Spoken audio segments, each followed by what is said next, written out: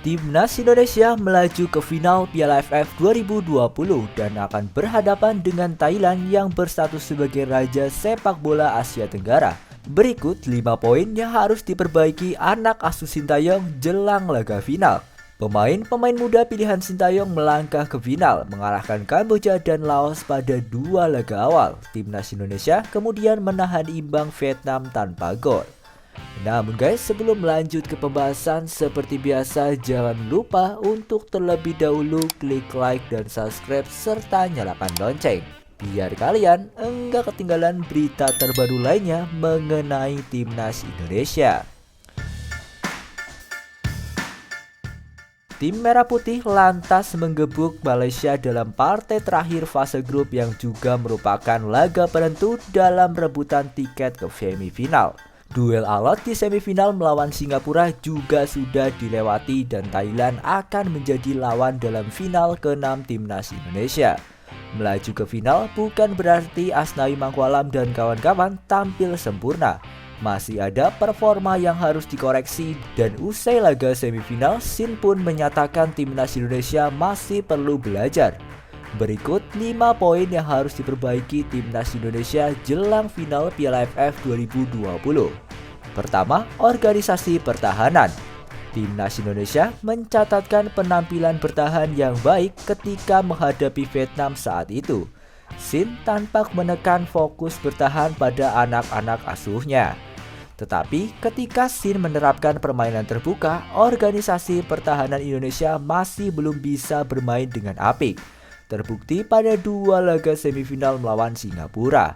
Menghadapi Thailand yang tampil taktis dan kerap mematikan dengan 2 atau 3 sentuhan di area permainan lawan, Timnas Indonesia harus tampil seprima mungkin ketika bertahan. Kedua, meminimalisir pelanggaran. Pelanggaran di daerah pertahanan jadi makanan empuk lawan-lawan Indonesia ketika memburu gol. Tuntutan tampil agresif harus dibangi dengan kepala dingin. Melihat faktor wasit yang beberapa kali mengeluarkan keputusan kontroversial di laga semifinal, para pemain patut hati-hati. Ketiga, antisipasi bola mati. Pelanggaran di daerah pertahanan bakal berbuntut menghasilkan tendangan bebas. 2 gol Singapura pada leg kedua semifinal patut menjadi bahan evaluasi Timnas Indonesia dalam mengantisipasi bola mati. Dari 7 gol yang masuk ke gawang Indonesia, 4 diantaranya berasal dari set piece dan 3 dari open play. Dari 4 set piece tersebut, 3 dari situasi tendangan bebas dan 1 lagi tendangan sudut. 4. Kualitas operan. Salah satu kelemahan pemain Timnas Indonesia yang mendapat perhatian khusus Sintayong adalah passing. Melawan kesebelasan seperti Thailand, kualitas operan memegang faktor penting, terlebih ketika membangun serangan. Jika sedang dalam transisi menyerang kemudian bola direbut skuad Gajah Perang, maka petaka bisa saja terjadi. Ada beberapa proses gol yang menunjukkan mutu oper-operan yang diperagakan selama ini cukup baik.